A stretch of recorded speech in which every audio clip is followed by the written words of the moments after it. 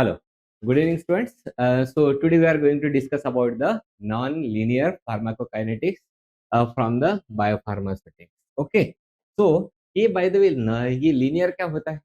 Linear pharmacokinetics मतलब क्या है कि जिसमें जो भी पैरामीटर्स रहते हैं और we can say the drug absorption is directly proportional to the concentration. Okay. So that will be the non-linear pharmacokinetics. लेकिन ऐसा जब नहीं होता है then that will be called as non-linear pharmacokinetics. So हम लोग देखते हैं कि जो मोस्ट केसेस में जो हम लोग डोज देते हैं उस डोज को हम लोग बोलते हैं थेरापेटिक डोज. ओके, तो जब थेरापेटिक डोज में जो भी अमाउंट ऑफ ड्रग बॉडी में चेंज होता है या फिर जो भी चेंज होता है प्लाज्मा कॉन्सेंट्रेशन में, और प्लाज्मा कॉन्सेंट्रेशन में चेंज किसके वजह से होता है? एडीएमई की वजह से. that will be directly proportional to the dose. Okay, तो ऐसे सिचुएशन में जो भी रेट प्रोसेसेस होते हैं वो रेट प्रोसेसेस फॉलो करते हैं फर्स्ट ऑर्डर, और उसी को हम लोग बोलते हैं linear kinetics. Means in simple language हम लोग क्या बोलेंगे?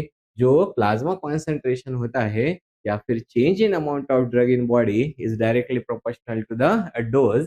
तो इस कंडीशन को हम लोग बोलते हैं लीनियर फार्माकोकाइनेटिक्स.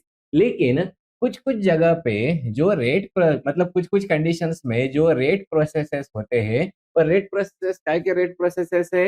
एडीएमई के. वो डिपेंडेंट होते हैं जैसे कैरियर और एंजाइम के ऊपर, और ऐसे कैरियर और एंजाइम के ऊपर डिपेंडेंट होते हैं जो कि सबस्ट्रेट स्पेसिफिक होते हैं या फिर उनकी डिफाइनाइट कैपेसिटीज होती है, या और जिसकी वजह से they are susceptible to the saturation. अब उसके वजह से अब ये जो रेट प्रोसेसेस है वो डायरेक्टली प्रोपोर्शनल टू कॉन्सेंट्रेशन और अमाउंट ऑफ ड्रग नहीं है. ऐसो को हम लोग बोलते हैं नॉन लीनियर फार्माकोकाइनेटिक्स. तब जो फर्स्ट ऑर्डर काइनेटिक्स होता है that will be converted to the mixture of first order and the zero order rate processes, और इन्हीं को हम लोग बोलते हैं कौन सा वाला? That is the non linear pharmacokinetics. Okay, तो ये हो गया हमारा introduction regarding non linear pharmacokinetics. अब हम लोग देखेंगे कि अभी जो भी काइनेटिक्स है और वो फार्माकोकाइनेटिक्स है वो लीनियर है या फिर नॉन लीनियर है, उसको डिटेक्ट करने के हमारे पास में दो टेस्ट होते हैं. तो हम लोग सबसे पहले देखेंगे कि जो स्टेडी स्टेट प्लाज्मा कॉन्सेंट्रेशन होता है उसके ऊपर डिपेंडेंट है. मीन्स हम लोग बोलेंगे स्टेडी स्टेट प्लाज्मा कॉन्सेंट्रेशन को कैसे लिखते हैं? That is CSS. अगर ये steady state plasma concentration if it is directly proportional to the dose, okay, तब जो फार्माकोकाइनेटिक्स होती है that will be the linear pharmacokinetics. लेकिन और फिर ये हो गया हमारा पहला टेस्ट. फिर दूसरा टेस्ट क्या होता है कि हम लोगों को डिटरमाइन करने का है कुछ इंपॉर्टेंट फार्माकोकाइनेटिक पैरामीटर्स, जैसे बायो अवेलेबल फ्रैक्शन कितना होता है, या फिर टी हाफ कितना है, या फिर टोटल सिस्टमिक क्लियरेंस कितना है. और इन पैरामीटर्स में अगर कुछ भी चेंजेस होते हैं, क्योंकि ये पैरामीटर्स एक्चुअली होते हैं कांस्टेंट, तो इनमें अगर कुछ चेंजेस हुए देन हम लोग बोल सकते हैं जो काइनेटिक्स है that will be the non linear pharmacokinetics. Okay, तो अभी हमारे पास में दो टेस्ट है. पहला वाला कौन सा है? That is a steady state concentration. If this steady state concentration अलग अलग डोज पे हम लोग देखेंगे, if it is directly proportional to the dose, तो कौन सा वाला रहेगा? Then we can say this is the linear pharmacokinetics. Okay, लेकिन अगर ये डायरेक्टली प्रोपोर्शनल नहीं रहा then it will be called as non linear pharmacokinetics. फिर सेकंड टेस्ट में हम लोग डिटरमाइन करते हैं कुछ इंपॉर्टेंट फार्माकोकाइनेटिक पैरामीटर्स, जैसे bioavailable fraction, elimination half life and total systemic clearance. Right, normally ये होते हैं कांस्टेंट. तो इसमें अगर कुछ भी चेंज हुआ then we can say the pharmacokinetics is the non linear pharmacokinetics. Okay, अब ये जो नॉन लीनियरिटी होती है वो किसके वजह से होता है? तो ये जो नॉन लीनियरिटी होती है वो होता है in the drug absorption, distribution, metabolism and the excretion. तो इन चारों में ये नॉन लीनियर फार्माकोकाइनेटिक्स कैसा होता है वो हम लोग देखते हैं। ओके, तो यहाँ पे ड्रग एब्जॉर्प्शन के वजह से नॉन लीनियरिटी कैसे आती है वो हम लोग डिस्कस करेंगे। तो जब हम लोग देखेंगे कि ये एब्जॉर्प्शन है, ये जो इज व्हाट सोल्युबिलिटी और डिसोल्यूशन रेट लिमिटेड होता है, राइट। इसका मीनिंग क्या होता है?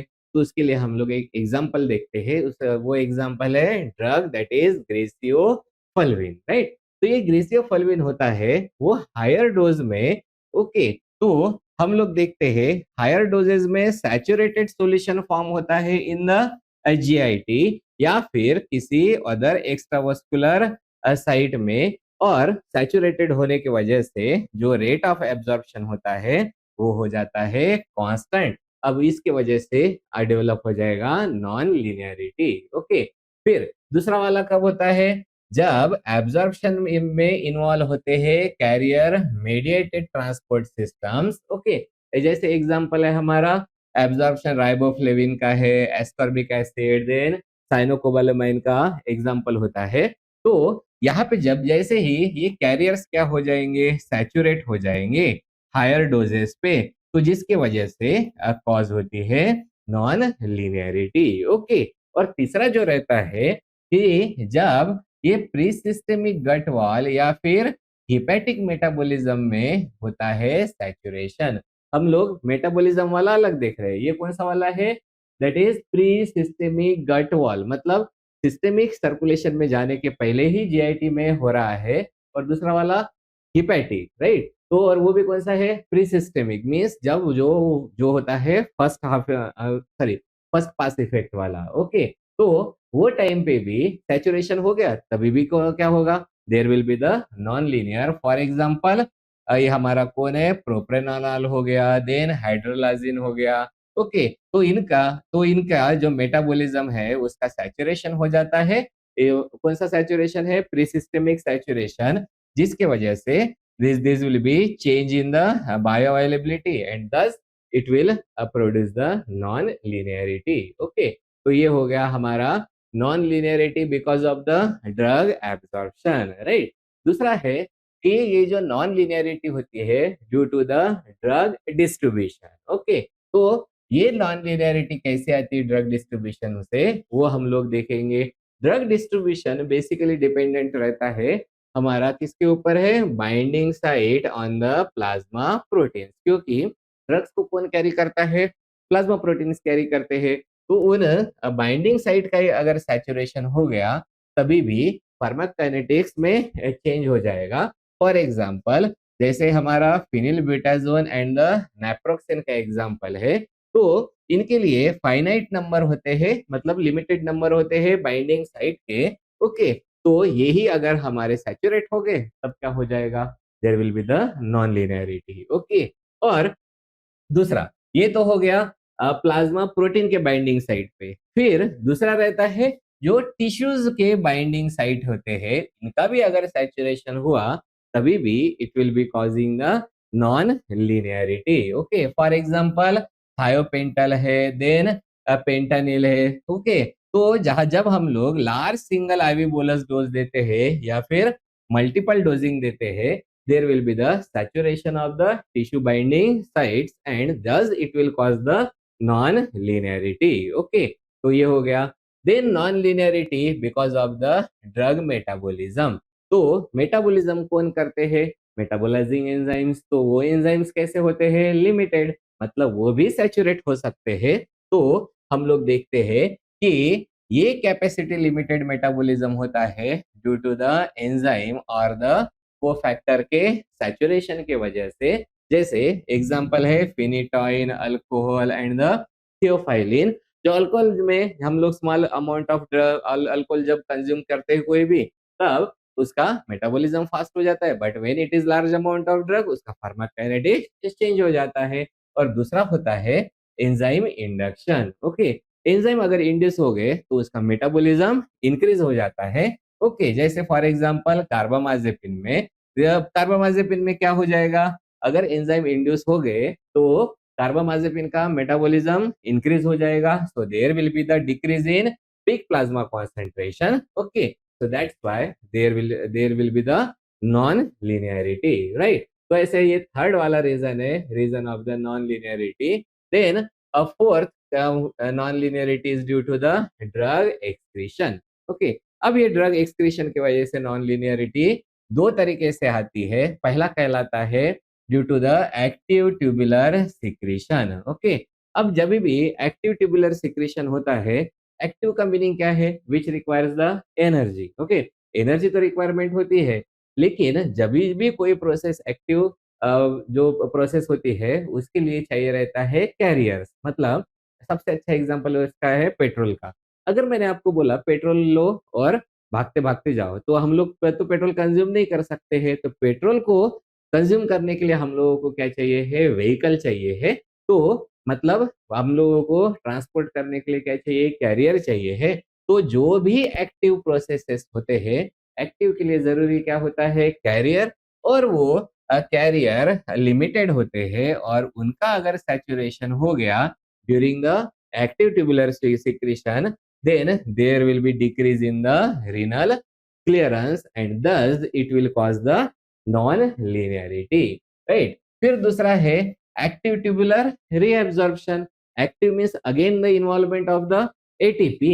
तो ये भी, इसमें भी सैचुरेशन हो जाता है कैरियर सिस्टम का, और उसकी वजह से अब क्या होगा, there will be the increase in the renal clearance. Okay, क्योंकि रीएब्जॉर्प्शन कम हो रहा है, मतलब यूरिन थ्रू जो भी एक्सक्रीशन होता है वो इंक्रीज हो जाएगा. ओके, तो इस तरीके से ये हमारे क्या कहलाते हैं, there are the four causes of the non-linear pharmacokinetics. Okay, अब हम लोग जाएंगे नेक्स्ट कॉन्सेप्ट, उसको हम लोग बोलते हैं माइकेलिस मेंटेन इक्वेशन. ओके, अब ये जो माइकेलिस मेंटेन इक्वेशन है, ये अभी हम लोग देखेंगे कि ये जो हमारी काइनेटिक्स है, जो कि है कैपेसिटी लिमिटेड, और कैपेसिटी लिमिटेड को हम लोग क्या बोल सकते हैं, it is the saturable processes. Okay, तो जो भी हमारे नॉन लीनियर काइनेटिक्स है, उसको हम लोग एक्सप्रेस करते हैं in the terms of the by equation, and इस इक्वेशन को हम लोग बोलते हैं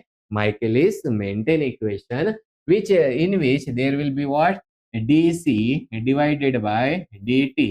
और माइनस, माइनस का मीनिंग क्या होता है, ये जो drug rate of drug concentration will be changing, मतलब क्या होने लगता है, वो डिक्रीज होता है.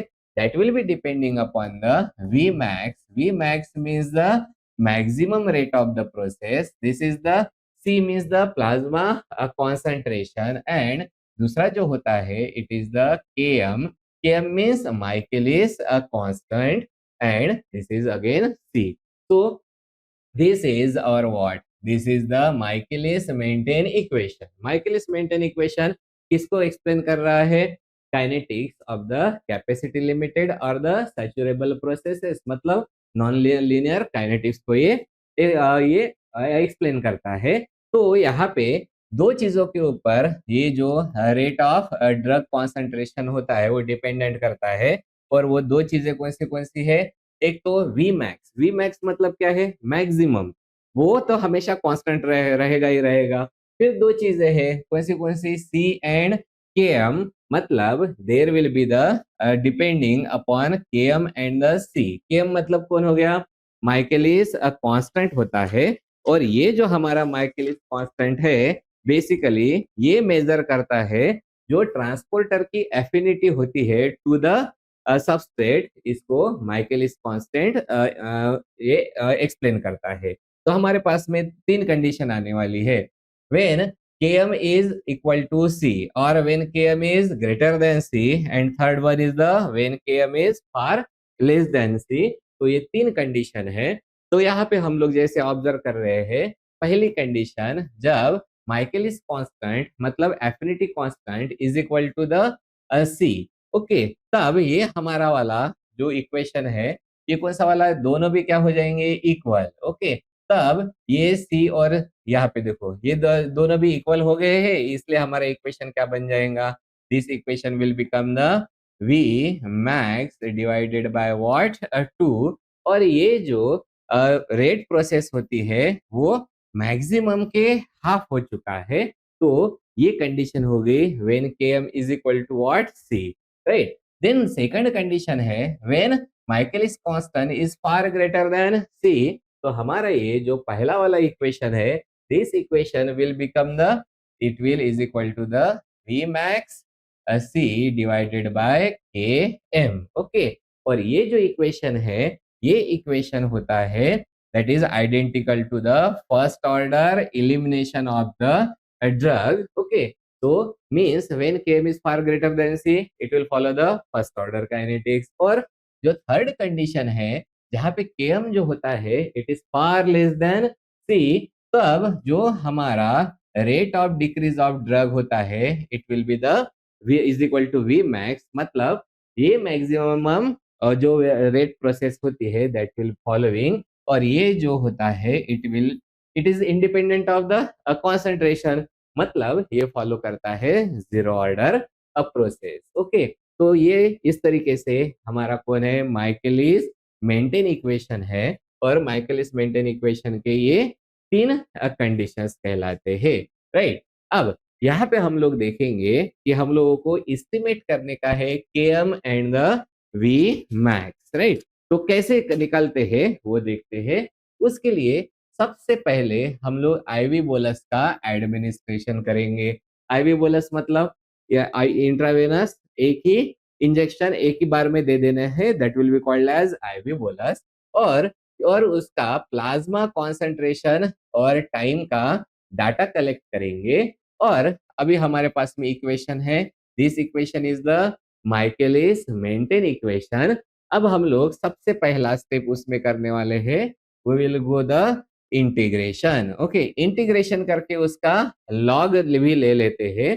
तब ये जो हमारा पहला इक्वेशन है, this will become the log c is equal to log c not plus this is c not minus c divided by 2.303 km minus v max, okay, and here 2.303 km, okay। ये कैसे लिया जाता है, that we have already discussed during the compartmental modeling। अब हम लोगों को ये प्लॉट करने का है, we have to plot the log c versus a time। मतलब क्या प्लॉट करने का है, log c versus the time का जो हम लोगों को ग्राफ प्लॉट करना है। और जब हम लोग ग्राफ प्लॉट करेंगे तो ये कौन हो गया, दिस इज और log c, और ये कौन हो गया, टाइम, ओके। तो यहाँ पे हम लोगों को मिलता है स्ट्रेट लाइन, और ये जो स्ट्रेट लाइन होती है उस स्ट्रेट लाइन का अगर हम लोगों ने स्लोप ले लिया, then that slope will give us the, so we will write down here the slope, okay. And ये जो स्लोप होता है, this slope is equal to minus V max divided by 2.303, और यहाँ पे कौन हो गया है, km, ओके। तो ये हो गया। लेकिन अगर हम लोग उसको बैक एक्स्ट्रापोलेट करते हैं, और बैक एक्स्ट्रापोलेट कहाँ तक करेंगे, at the time t is equal to 0, मतलब यहाँ तक हम लोग एक्स्ट्रापोलेट कर देते हैं, तब हम लोगों को मिलता है y इंटरसेप्ट। तो ये वाला कौन सा इंटरसेप्ट कहलाएगा, this is the y intercept, okay. तो ये जो y इंटरसेप्ट होता है, this y intercept is the log और c माइनस, ओके, उसको क्या बोलेंगे, c इनवर्स वाला, सॉरी यहाँ पे मैंने गलत लिख दिया, तो this is the c inverse. तो इसको क्या किया हम लोगों ने, simply we have the extrapolated. So this is called as the extrapolated plasma concentration, और उसका क्या मिला है हम लोगों को, log मिला है, ओके। तो अब ये जो हम लोगों को पूरी की पूरी लाइन मिली है, उसका हम लोगों को मिलता है equation, and this equation of the line, okay, ये इक्वेशन होता है log c, okay. So here log c is equal to log of log of extrapolated plasma initial plasma concentration minus this is the V max, और बाद में क्या बच्चा वाला है हमारा 2.303 और यहाँ पे कौन रहेगा km। ओके, तो ये एक इक्वेशन मिल चुका है। तो अभी अपने पास में दो इक्वेशन है, this is equation number 1 and this is equation number 2। तो ये दो इक्वेशन भी अभी क्या होने वाले हैं, तो अभी हम लोग देखेंगे कि जब हमारा बॉडी में लो प्लाज्मा कॉन्सेंट्रेशन होता है, so I can write down at the low plasma concentration. Low plasma concentration में ये दोनों भी इक्वेशन होते हैं, equation number 1 and equation number 2, ये इक्वल हो जाते हैं। अब इनको हम लोग जब सॉल्व करेंगे, तो मैं यहाँ पे लिख देता हूँ, this is our equation number 2। तो दोनों भी इक्वेशन क्या हो गए हैं, they have become the equal हो गए हैं। और उसको अगर हम लोग अभी सिंप्लीफाई करेंगे, तो सिंप्लीफाई करने के बाद में हम लोगों को मिलता है, यहाँ पे देखो, this is log c, this is log c, दोनों भी क्या हो गए हैं अभी इक्वल। कौन कौन कैंसिल हो गया, Vmax वाला, और यहाँ पे भी ये Vmax वाला कैंसिल हो चुका है।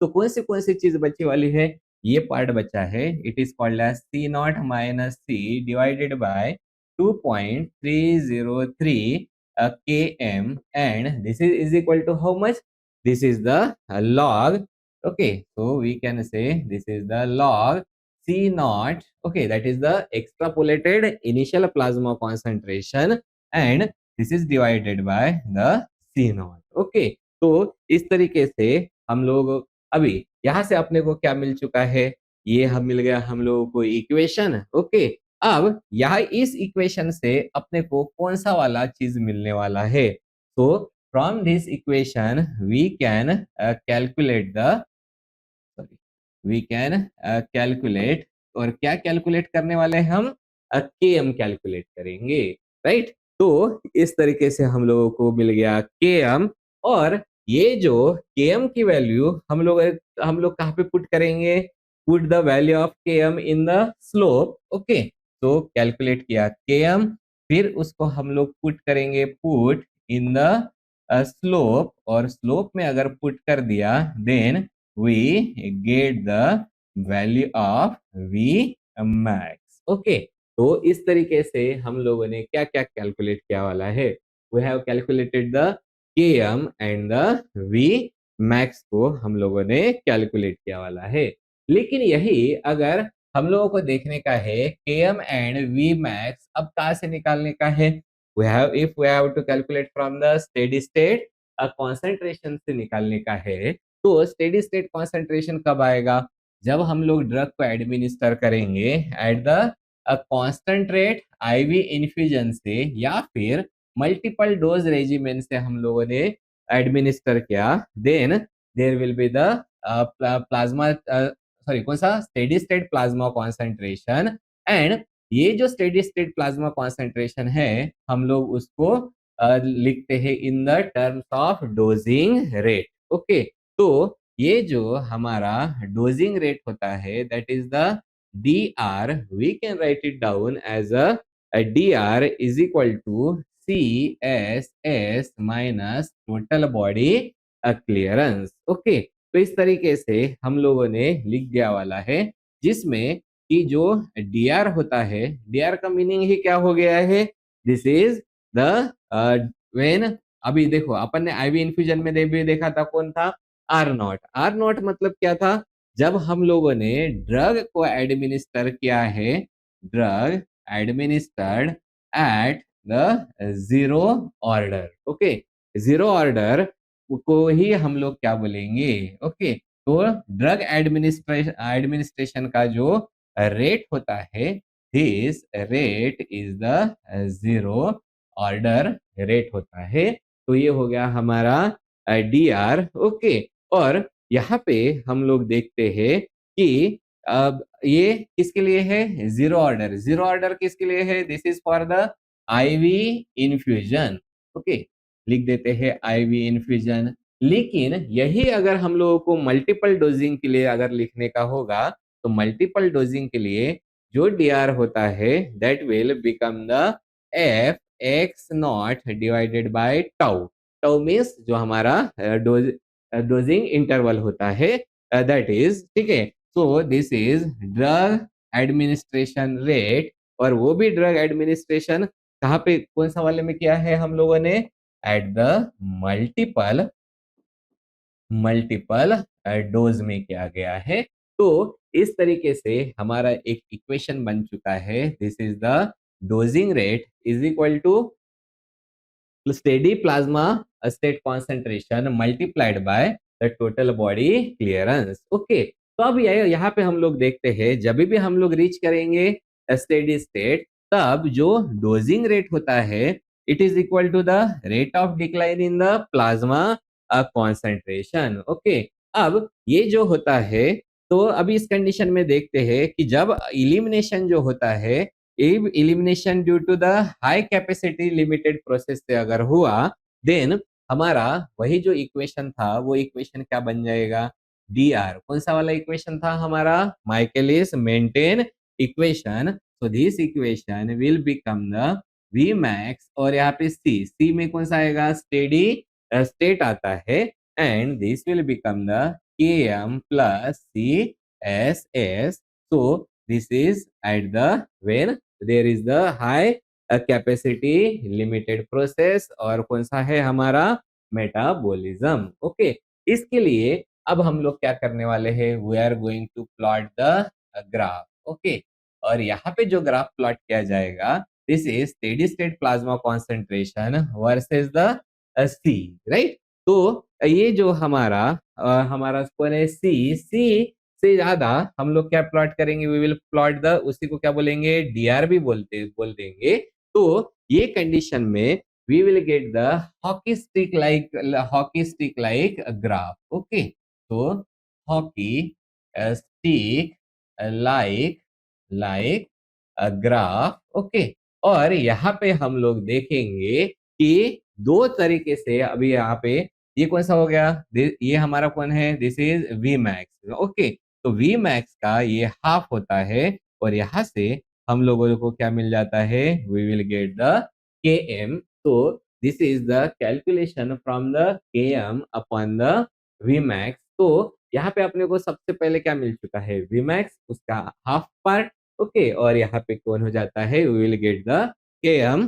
तो इस तरीके से हमारा ये क्या बन चुका है, this is the calculation of K M and the V max. Okay, तो ये हो गया।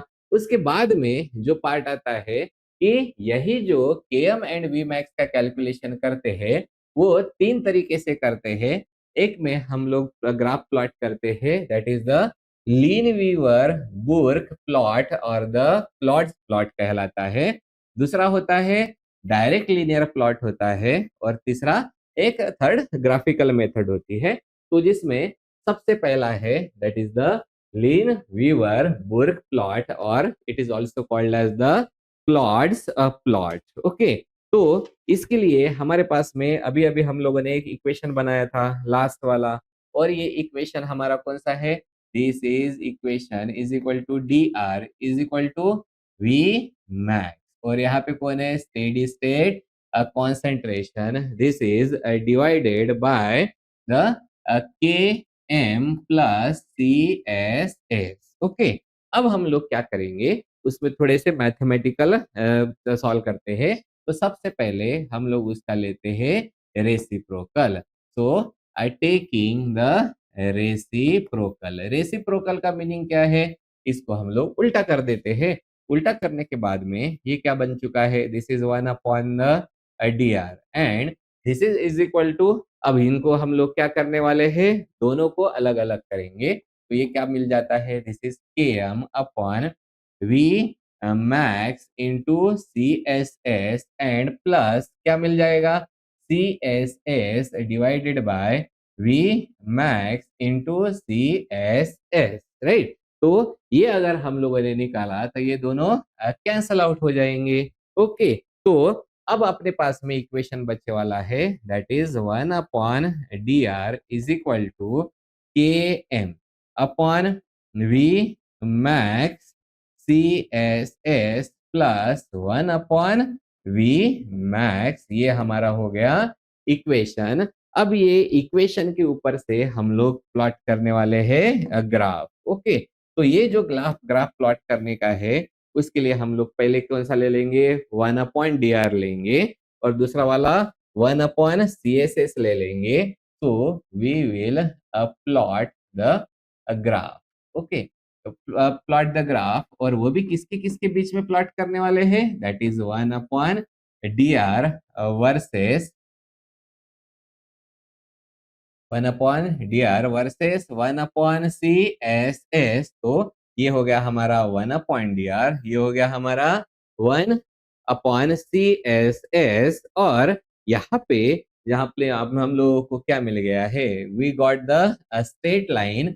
और ये जो स्ट्रेट लाइन है, इस स्ट्रेट लाइन का जो स्लोप है, वो स्लोप अपने को देता है Km/V max। ओके, तो इस तरीके से अपने को क्या मिल गया है, K1/V max। और ये जो y इंटरसेप्ट होता है, so we can say here the y intercept, and this y intercept gives the value of 1/V max। Okay, तो यहाँ से हम लोग क्या निकाल लेंगे, वी मैक्स की वैल्यू निकालेंगे, इसकी वैल्यू यहाँ पे पुट कर देंगे करेंगे तो कौन मिल जाएगा, Km मिल जाएगा। तो इस तरीके से हम लोग ने कौन सा निकाला है, दैट इज लीनवीवर बुर्क प्लॉट, और इसी को हम लोग बोलते हैं प्लॉट्स अ प्लॉट। ओके, तो ये हो गया एक पहला। फिर जो दूसरा एक है उसको हम लोग बोलते हैं डायरेक्ट लीनियर प्लॉट। ओके, तो अगर हम लोग दो अलग अलग डोजिंग रेट लेते हैं, ओके, तो दो अलग अलग डोजिंग रेट मतलब DR1 एंड DR2। तो DR1 के लिए एक स्टेडी स्टेट प्लाज्मा कॉन्सेंट्रेशन रहेगा, DR2 के लिए एक दूसरा स्टेडी स्टेट प्लाज्मा कॉन्सेंट्रेशन रहेगा। Means we have got the steady state plasma concentration 1 and a steady state plasma concentration 2। Okay, और ये कहाँ से मिल रहा है हम लोगों को, इट इज बेसिकली ऑब्टेन्ड, कहाँ से मिल रहा है, from the dosing rate 1 and dosing rate 2 से हम लोगों को मिलता है। इसको इसी को क्या बोलेंगे, we will call it as a different two different dosing rates। Okay, तो ये अपने हो गए दो अलग अलग डोजिंग रेट्स मिल गए हैं। और यहाँ पे हम लोग क्या करने वाले हैं, now we are going to join the points. Okay, तो यहाँ पे हम लोग पॉइंट्स जो होते हैं उसको हम लोग क्या बोलेंगे, पॉइंट्स। और किसके किसके पॉइंट्स है, पहला है that is steady state plasma concentration of the first। Okay, तो steady state plasma concentration of first, and दूसरा वो किसके लिए है, दैट इज डोजिंग रेट 1 के लिए जो मिलता है। तो इसको हम लोग ज्वाइन करेंगे, और यहाँ पे आपने क्या मिला वाला है, दिस इज द DR1, और ये कौन हो गया, स्टेडी स्टेट प्लाज्मा कॉन्सेंट्रेशन 1। ये दोनों पॉइंट्स को हम लोगों ने क्या कर लिया, ज्वाइन कर लिया। तो अपने को क्या मिल गया, लाइन मिल गई। तो we will say these are joined to form the line। Okay, ये लाइन मिल गई। फिर कौन से पॉइंट से, जहाँ जो स्टेडी स्टेट कॉन्सेंट्रेशन 2 एंड दूसरा वाला पॉइंट रहेगा DR2, वो भी इनको भी ज्वाइन कर लिया, जैसे स्टेडी स्टेट कॉन्सेंट्रेशन 2, और ये हो गया हमारा DR2, इसको भी ज्वाइन कर लिया तो हम लोगों को क्या मिलता है, लाइन मिल गई। अब ये दोनों लाइन क्या हो गई है, एक जगह पे आके इंटरसेप्ट हो चुकी है। So we will say the two lines are intercepted. Okay, तो ये इंटरसेप्ट हो गई है, और दो लाइन इंटरसेप्ट होने के वजह से, और कहाँ पे इंटरसेप्ट होंगे, ये एक पॉइंट पे जाके इंटरसेप्ट होते हैं एट द पॉइंट। और ये जो पॉइंट होता है वो पॉइंट अपने को क्या दे रहा है, इस एक्स एक्सिस पे वो हम लोगों को देगा it is the Km, and Y axis पे देगा that is the Vmax। so we can write it down। okay, so it will give us the Km and the V max मिला है। तो सिंपली क्या किया हम लोगों ने इस प्लॉट में, अपने पास में एक डोजिंग रेट है, इस डोजिंग रेट का एक स्टेडी स्टेट प्लाज्मा कॉन्सेंट्रेशन आ गया, एक दूसरा डोजिंग रेट है, उसका भी एक स्टेडी स्टेट प्लाज्मा कॉन्सेंट्रेशन आ गया। तो ये जो इसकी वैल्यू है और ये वाली एक वैल्यू है, इन दोनों को अगर हम लोगों ने ज्वाइन कर लिया तो ये पहली एक लाइन मिल गई हम लोगों को।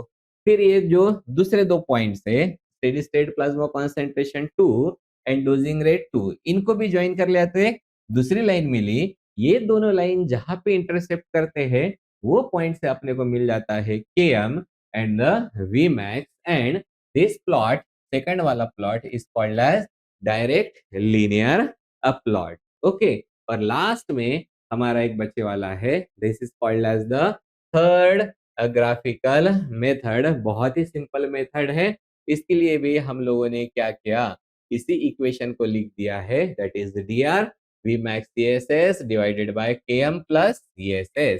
फिर इक्वेशन को हम लोगों ने किया है रीअरेंज। ओके, और रीअरेंज करने के बाद में हम लोगों को इक्वेशन मिला कौन सा है, this is dr is equal to v max minus km into dr divided by css। ओके, तो अब यहाँ पे हम लोग प्लॉट करने वाले हैं dr versus dr divided by css। मतलब कौन किसको किसको हम लोग प्लॉट करने का है, ये हो गया एक dr और दूसरा है हमारा this is dr divided by css। ओके, तो यहाँ पे हम लोग क्या प्लॉट करने वाले हैं, ग्राफ। तो कौन सा वाला ग्राफ रहेगा, this will be the dr, और दूसरा कौन सा रहेगा, this will be the dr divided by css। और यहाँ पे जो अपने को क्या मिल जाएगा, एक लाइन मिलेगी।